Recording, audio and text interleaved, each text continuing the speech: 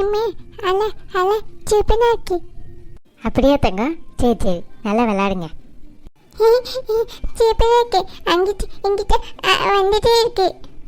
அப்பா அப்பா super super. சரி குட்டி, இங்கே இருக்கணும்னா உள்ளே போயிடக்கூடாது. தண்ணி இங்கே வரைக்கும் வரும், சரியா? இங்கேயே உட்காந்துருக்கணும். சரி சரி. ஏங்க, உங்ககிட்ட ரொம்ப நாளாக ஒரு விஷயம் கேட்கணும்னு நினச்சிக்கிட்டே இருக்கேன். இதை கேட்கலாமான்னு கூட தெரியல. என்னங்க, என்னன்னு சொல்லுங்க, ஒன்றும் பிரச்சனை இல்லை. அது அது வந்து உங்கள் முன்னாடி வாழ்க்கை இப்படி உங்களுக்கு இப்படி ஆச்சு, அதில் உங்களுக்கு என்ன பிரச்சனை நடந்ததுன்னு தெரிஞ்சுக்கலாமா? இல்லை, உங்களுக்கு விருப்பம் இல்லைன்னா சொல்ல வேண்டாம். நான் வந்து இது ஒரு கதையாக தெரிஞ்சுக்கணுன்னு ஆசைப்படல. உங்களுக்கு இதனால் ஏதாவது உதவி பண்ண முடியுமான்னு நாங்கள் நினைக்கிறோம். அதனால தான் கேட்குறோம். அம்மா கூட ஒரு தடவை கேட்கணுன்னு நினச்சிட்டு இருந்தாங்களாம். அப்புறம் இதுக்கு அந்த பொண்ணு மனசு வருத்தப்படுவான்னு கேட்கலன்னு சொன்னாங்க. நான் ஏன் கேட்குறேன்னா, உங்களுக்கு பின்னாடி எதுவும் பிரச்சனை வந்துச்சுன்னா என்னால் உதவ முடியல. அதுக்காக தான் தெரிஞ்சுக்கலாமேன்னு கேட்குறேன். உங்களுக்கு விருப்பம் இல்லைன்னா நீங்கள் சொல்ல வேணாங்க. ஐயோ, அப்படிலாம் இல்லைங்க. எனக்கு இப்போ ஒன்றும் வருத்தம் இல்லை. அப்போ தான் நான் ரொம்ப வருத்தத்தில் இருந்தேன். அது முடிஞ்சு 2 வருஷம் ஆச்சு. இப்போ எனக்கு அதை பற்றி எந்த ஃபீலிங்ஸும் இல்லை. உங்ககிட்ட சொல்கிறதுல எனக்கு ஒன்றும் இல்லைங்க. ஏன்னா நீங்கள் எனக்கு வீடு கொடுத்து எல்லாமே கொடுத்து என்னை அந்த வீட்டில் இருக்க வச்சுருக்கீங்க. வேறு யாராக இருந்தாலும் எங்களை விரட்டி விட்டுருப்பாங்க. அம்மாவும் நீங்களும் இருக்க போய் தான் நாங்களும் இவ்வளோ தூரம் நல்லா இருக்கோம்.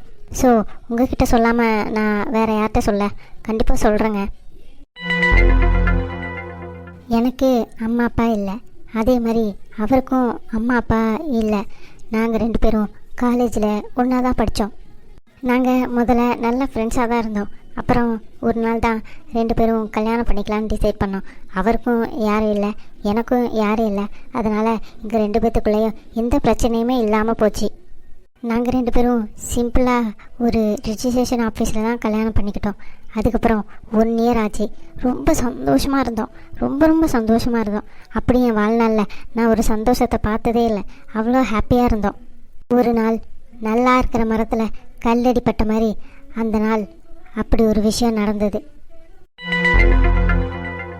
ஏ சாந்தி. என்னங்க? குட்டி, நான் பாத்ரூமில் இருக்கேன். துண்டு எடுத்துகிட்டு வரல, கொஞ்சம் துண்டு கொடுத்துட்டு போடா. இந்த வாரங்க. இப்படி தான் எல்லாத்தையும் மறந்து வச்சுட்டு போயிடுவார். எங்கே இப்போ துண்டு இருக்குன்னு தெரியல, இதை வேற தேடணும். ஃபோன் அடிக்குது. யாரு?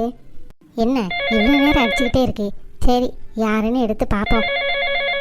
ஹலோ, எங்கெங்க இருக்கீங்க? ஏங்க, சீக்கிரமாக வீட்டுக்கு வாங்கங்க. ஃபோன் பண்ணாலும் எடுத்த மாட்டேங்கிங்க. என்னங்க பண்ணுறீங்க? இது நம்மளோட 5ஆவது மாதம். நான் செக்கப்புக்கு போகிறேன். டாக்டர் திட்டுறாங்க, உன் ஹஸ்பண்ட் எங்க, நீ மட்டும் எப்போ பார்த்தாலும் தனியாகவே வரேன்னு. ஏங்க இப்படி பண்ணுறீங்க? ஒரு நாள் கூட உங்களுக்கு லீவே கிடைக்காதா? எப்போ பார்த்தாலும் வேலைன்னே திரியிடுங்க. லீவு கிடைச்சா உங்கள் அம்மா அப்பா வீட்டுக்கு ஓடிடுறீங்க. என்னையை பார்க்க வரவே மாட்டேங்கிறீங்க. சீக்கிரம் வீட்டுக்கு வாங்க. இன்னும் 2 நாள் தான் டேட்டு. எனக்கு தெரியாது, இந்த தடவை எந்த சாக்கும் சொல்லக்கூடாது. 2 நாளுக்குள்ளே நீங்கள் வந்தே ஆகணும், அவ்வளோதான். ஏங்க, இதை வாயை திறந்து பேசுங்க.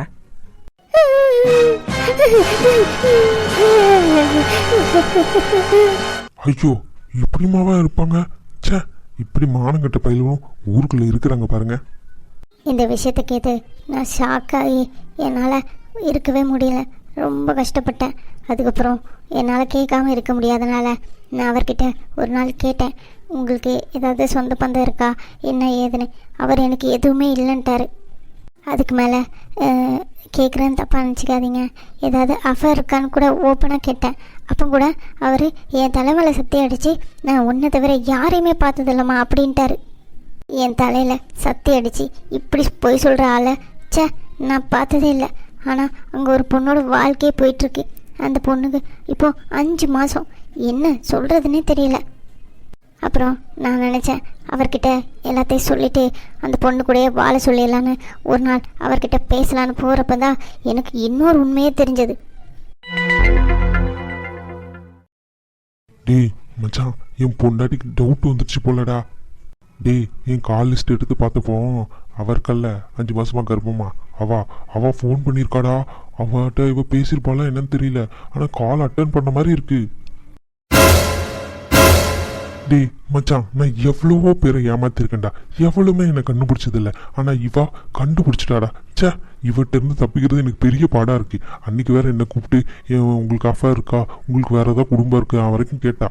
எனக்கு கன்ஃபார்ம் ஆயிடுச்சு, இவளுக்கு கண்டிப்பாக தெரிஞ்சிருக்கு. டேய் மச்சான், அவளுக்கு எல்லாம் தெரிஞ்சிருச்சுன்னு நான் நினைக்கிறேன். வேறு வழியே இல்லை. இந்த இடத்த விட்டு கிளம்புறதாண்ட ஒரே வழி. நான் என்ன பண்ணுறேன், அவள் இப்போ ஆஃபீஸ்க்கு போயிருப்பா. எல்லா நகையும் எடுத்துகிட்டு நான் கிளம்பி வந்துடுறேன். டேய், இந்த நம்பர் கூப்பிடாத. இந்த நம்பருக்கு இவ்வளோ மாதிரி நிறைய பேர் இனிமேல் கூப்பிடுவாளுங்க. என் நம்பரை ட்ராக் பண்ண கூட வாய்ப்பு இருக்குது. அதனால நான் சுவிட்ச் ஆஃப் பண்ண போகிறேன்டா. மச்சான், நான் வேறு எங்கேயா இருந்து உனக்கு கூப்பிட்றேன். என்ன, நான் சொல்கிற இடத்துக்கு நீ வந்துரு. நம்ம 2 பேரும் போயிடலாம்.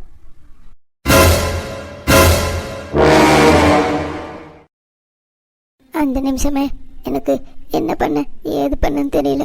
உடனே என்னோட சர்டிஃபிகேட் எல்லாம் எடுத்துட்டு அந்த வீட்டை விட்டு ஓடி வந்துட்டேன். வந்து எங்கே போக ஏது போகன்னு எனக்கு ஒன்றுமே புரியல. ஆனால் அந்த ராஜ்கில சும்மா விடக்கூடாதுன்னு போலீஸ் ஸ்டேஷன் போய் கம்ப்ளைண்ட் பண்ணேன். இனிமேல் என்ன மாதிரி எந்த பொண்ணோட வாழ்க்கையும் கெட்டு போகக்கூடாதுன்னு. அதுக்கப்புறம் அவன் போலீஸ்கிட்ட மாட்டி பெரிய பிரச்சனையாகி அதுக்கப்புறம் அவன் ஜெயிலுக்கு போயிட்டான். எனக்கு டிவோர்ஸ் ஒன்று கிடச்சிருச்சு. சாரிங்க, இந்த கதையை நான் கேட்டுக்க கூடாதுன்னு நினைக்கிறேன். நீங்கள் எவ்வளோ கஷ்டப்பட்டுருக்கீங்க, என்னால் யோசிச்சு கூட பார்க்க முடியல. எங்கே போக ஏது போகன்னு தெரியாமல் ஒரு ஊரில் வந்து தங்கியிருந்தேன். அப்போ தான் எனக்கு இன்னொரு விஷயமும் தெரிஞ்சது. நான் 2 மாதமாக ப்ரெக்னெண்ட்டாக இருக்கேன்னு. அது தெரிஞ்சதுக்கப்புறம் நான் ரொம்ப உடஞ்சே போயிட்டேங்க. அதுக்கப்புறம் என்னால் என்ன பண்ண ஏது பண்ண எனக்கு ஒன்றுமே தெரியல. அந்த 8 மாதம் நான் ரொம்ப படாத பாடுபட்டுட்டேங்க. பாப்பாவை பெற்றெடுக்க முன்னாடி நான் பட்ட பாடு எனக்கு தான் தெரியும். ஃபினான்ஷியலாகவும் என்கிட்ட காசு இல்லை. நான் வேலைக்கு போய் தான் உழைச்சேன். 10 மாதம் இவள் பிறக்கிறதுக்கு 2 நாள் முன்னாடி வரைக்கும் நான் வேலைக்கு போனேன்.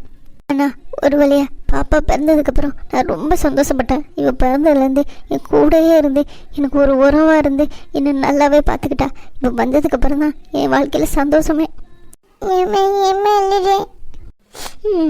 ஒன்றும் இல்லை தங்கம், சும்மா தான். அவள் பிறந்ததுலேருந்து அவங்க அப்பாவை பார்த்ததே இல்லை. ஆனால் திடீர்னு ஃபஸ்ட்டு உங்களை தான் அப்பான்னு கூப்பிட்டா.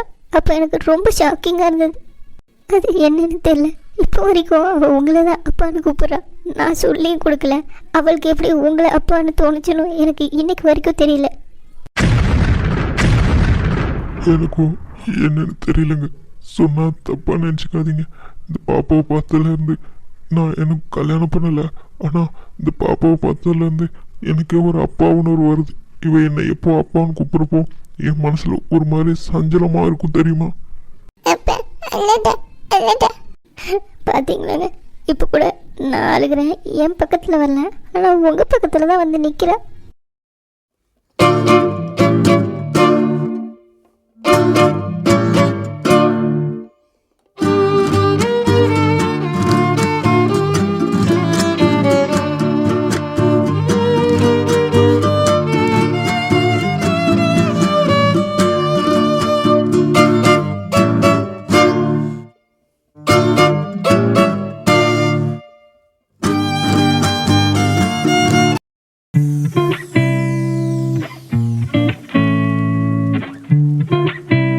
ஏங்க விடுங்க, அம்மா பார்த்துட்டா அவ்வளோதான். அதெல்லாம் பார்க்க மாட்டாங்க. உங்கள் அம்மாவை அப்போவே ஊருக்கு அனுப்பிச்சிட்டேன். ஊருக்கா? ஏங்க? ஆமாம், பின்ன நீ உங்கள் அம்மா வந்து எப்பயோ கூடயே ஒன்று போல் இருக்கீங்க. நான் உங்ககிட்ட பேசவே வர முடியல. நான் வரப்பெல்லாம் உங்கள் அம்மாவை பக்கத்துலேயே இருக்கிற மாதிரி இருந்தாங்களா, அதான் ஊர் பக்கம் போயிட்டு வாங்க, 2 நாள் ஜாலியாக ஊரை சுற்றி பார்த்து வாங்கன்னு அனுப்பிச்சி விட்டேன். ஆ போங்க, அங்கே என்ன இருக்குது சுற்றி பார்க்க? அப்போ சரி, உனக்கும் டிக்கெட் எடுத்து கொடுக்குறேன். ஊருக்கு போறியா? ம் வாங்க, நான் சும்மா தான் சொன்னேன். அப்போ இருக்கணும்னு ஆசை இருக்குல்ல, அப்புறம் என்ன அம்மா அமுச்சிட்டிங்கன்னு சீன் போடுற? அதுக்காக அம்மா வீட்டுக்கு அனுப்புவீங்களா? அவங்க பாவம் அலைஞ்சிட்டு வருவாங்கல்ல, அதுக்கு தான் சொன்னேன். அவங்களாம் அலைய மாட்டாங்க. நான் சேஃபாக டிக்கெட் போட்டு தான் அமுச்சிருக்கேன். வீட்டு முன்னாடி இறக்கிடுவாங்க.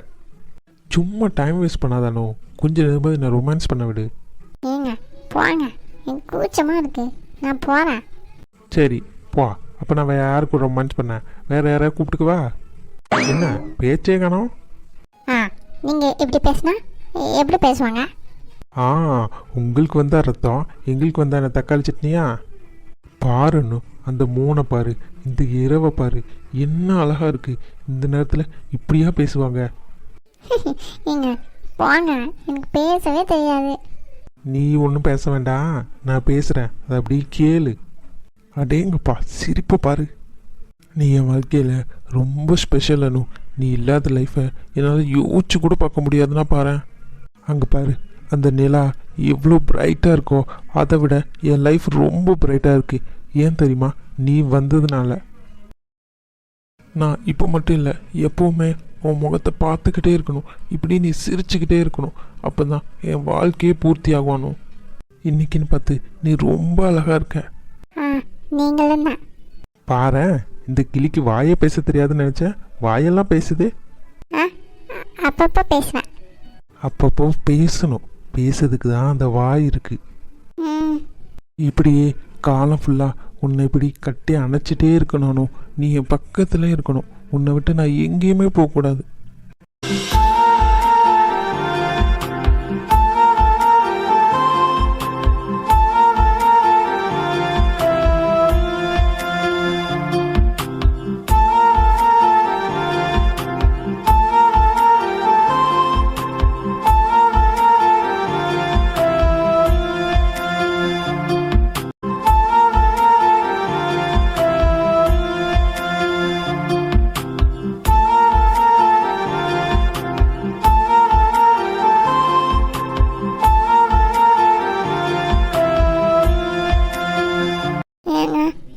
சொன்னா கோச்சிக்க மாட்டீங்களே?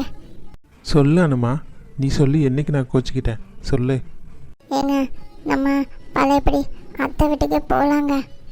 யானோ இங்கே இருக்க உனக்கு பிடிக்கலையா? அப்படிலாம் இல்லை, ஆனால் அங்கே போனால் நல்லா இருக்கும்னு நினைக்கிறேன். அனு, இங்கே இருக்கிறது தான் உடம்புக்கு நல்லதுனோ. அங்கேனா நீ ஃப்ரீயாகவே இருக்க முடியாது. இங்கே தான் நம்ம 2 பேரும் இப்படி ஃப்ரீயாக இருக்க முடியும், பேச முடியும். அங்கே போனால் நமக்கு செட் ஆகாது அனுமா. அது மட்டும் இல்லாமல் நாங்கள் போனால் அவனுக்கு பிடிக்கவே பிடிக்காது. இப்போ அவனும் ஐஷு அப்பா எல்லோரும் ஹாப்பியாக இருப்பாங்க. அவங்க வாட்ட ஒரு லைஃப் வாழ்ந்துக்கிட்டே இருக்காங்க. கல்யாணம் ஆனால் தனி கொடுத்துன்னு போய் தானே ஆகணும். அந்த மாதிரி நம்ம வந்திருக்கோன்னு நினச்சிக்கோ. மறுபடியும் அந்த வீட்டுக்கு நான் போனேன்னா அவனுக்கும் எனக்கும் சண்டை வந்துக்கிட்டே தான் இருக்கணும். ஏதாவது ஒரு பிரச்சனை ஆகிக்கிட்டே தான் இருக்கும். ஏன்? இல்லைங்க, இங்கே இருந்தால் உங்களுக்கு கஷ்டமாக இருக்கும்ல, அதுக்கு தான். அதான் அனு, அன்னைக்கு நான் சொன்னல, எனக்கு ஒரு கஷ்டமும் இல்லை, உன் கூட இருக்கிறது தான் எனக்கு ஹாப்பினே. அன்னைக்கு கோவில்லே அத்தை ரொம்ப கோவமாக இருந்த மாதிரி இருந்தது. நம்ம தண்ணி கொடுத்து வந்தது உங்களுக்கு பிடிக்கலன்னு நினைக்கிறேன். அவங்களுக்கு பிடிச்ச என்ன பிடிக்கலனா என்ன, நமக்கு பிடிச்சிருக்குல்ல, அதான் முக்கியம். ஏங்க, இருந்தாலும் அத்தையும் பாவம் தானங்க. நீங்கள் ஏங்க அப்படி சொல்கிறீங்க? அனோ, மறுபடியும் சொல்கிறேன், புரியாமல் பேசாதானோ. இங்கே தான் இருக்கணும்னா இங்கே தான் இருக்கணும். சரி அனுமா, இங்கே பாரு, நான் சொல்கிறத கேளு. அங்கே போகிறது உனக்கு நல்லதில்லை. இங்கேயே இருப்போம், ஹாப்பியாக தானே இருக்கும். உங்கள் அம்மா கூட உன் கூட நமக்கு பிடிச்ச மாதிரி ஒரு வீடு, வாழ்க்கை. இதுக்கு மேலே என்ன வேணும்? நமக்கு நம்ம குழந்தைய சந்தோஷமாக பெற்றெடுக்கணும். எனக்கு அதுதான் முக்கியம். அது தவிர எனக்கு வேறு எதுவும் தேவையில்லை. இல்லைங்க, நீங்கள் தம்பி தங்கச்சின்னு எல்லாரு கூடயும் சந்தோஷமாக வாழ்ந்துருக்கீங்களா? இப்போது என்னால் தனி கொடுத்துன்னு வந்து கஷ்டப்படுற மாதிரி எனக்கு தோணுது. என்னதான் இருந்தாலும் சொந்தங்களோட வாழ்கிறதானுங்க சந்தோஷம். என்னால் இதெல்லாம் உங்களுக்கு கிடைக்காம போதும்னு நான் நினைக்கிறேன். அதெல்லாம் ஒன்றும் இல்லை அனுமா. நம்ம என்ன வெளியூர்ல இருக்கோம், 2 தெரு தள்ளி போனால் என் வீடு வரப்போகுது. போகிறோம், பார்க்க போகிறோம். அப்புறம் என்ன? உன் சந்தோஷத்துக்கு வேணும்னா வாரத்தில் 2 நாள் இங்கே இருப்போம், 2 நாள் அங்கே வேணால் இருந்துட்டு வருவோம், அவ்வளோதானே. இதுக்கு மேலே ஏதாவது கொஸ்டின் இருக்கா? இதுக்கு மேலே இதை பற்றி நான் பேச விரும்பலானோ. நான் ரொமான்ஸ் மூடில் இருக்கேன். ஒன்றும் இல்லைங்க. அப்போ சிரி. இப்போ தான் பார்க்க அழகாக இருக்கு என் அழகி. அனு, சாரிம்மா, அந்த வீட்டுக்கு போகிறது உனக்கு நல்லதில்லை. நீ குழந்தைய நல்லபடியாக பெற்றெடுக்கணும். நானே இந்த குழந்தை நல்லபடியாக வரணும்னு கவலையில் இருக்கேன். உங்ககிட்ட என்னால் சொல்லவும் முடியல, சொல்லாமலும் இருக்கவும் முடியல. என் நினப்பெல்லாம் நீ நல்லபடியாக குழந்தைய பெற்றெடுக்கணும், நீ நல்லா இருக்கணும்னு இருக்குது. உன் நினப்பெல்லாம் நான் நல்லா இருக்கணும், நான் என் குடும்பத்தோட சந்தோஷமாக இருக்கணும்னு இருக்கேன். இதை தவிர நம்ம சந்தோஷமாக வேறு என்ன காரணம் வேணும் சொல்லு? உன்னை பற்றி நான் எப்போவும் நினச்சிக்கிட்டு இருக்கேன், என்னை பற்றி நீ எப்போவும் நினச்சிக்கிட்டு இருக்க. இது தவிர வேறு எதுவும் நமக்கு தேவையில்லானோ. ஆண்டவா, ஏனோ நல்லபடியாக குழந்தைய பெற்றெடுக்கணும், எந்த பிரச்சனையும் வரக்கூடாது. ப்ளீஸ் ஆண்டவா, உன்னால தான் நல்லது நடக்கணும். நாளைக்கு செக்கப் போகணும், இல்லை நல்லதாகவே டாக்டர் சொல்லணும். ப்ளீஸ் ஆண்டவா, நல்லதே நடக்கணும் எங்களுக்கு.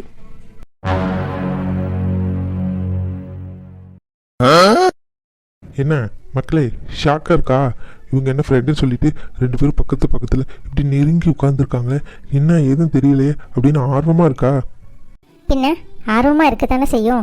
ஷாலுவும் ரவியும் எப்போவுமே ஃப்ரெண்ட்ஸ் தானே, எப்படி இப்படி இருக்க முடியும்? எப்போவுமே தள்ளி தள்ளி தானே இருப்பாங்க. இப்போ என்ன நெருக்கமாக உட்காந்துருக்காங்க அப்படின்னு உங்களுக்கு தோணத்தான் செய்யும். அது என்ன கதைன்னு நாளைக்கு தான் சொல்ல முடியும். ஸோ நாளைக்கு எபிசோட மிஸ் பண்ணாமல் பாருங்கள். கைப்பில் காட்டும் சேனல் சப்ஸ்கிரைப் பண்ணிடுங்க, பக்கத்தில் உள்ள பெல் ஐக்கானை கிளிக் பண்ணிடுங்க. அப்போ தான் நாங்கள் போகிற வீடியோ உடனுக்குடன் வரும்.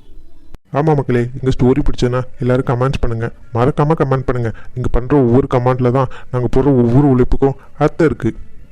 ஆமாம், ஃபாஸ்ட்டாக சப்ஸ்கிரைப் பண்ணிடுங்க, கமெண்ட்டும் பண்ணிடுங்க. அடுத்த வீடியோவில் பார்ப்போம். பாய் மக்களே.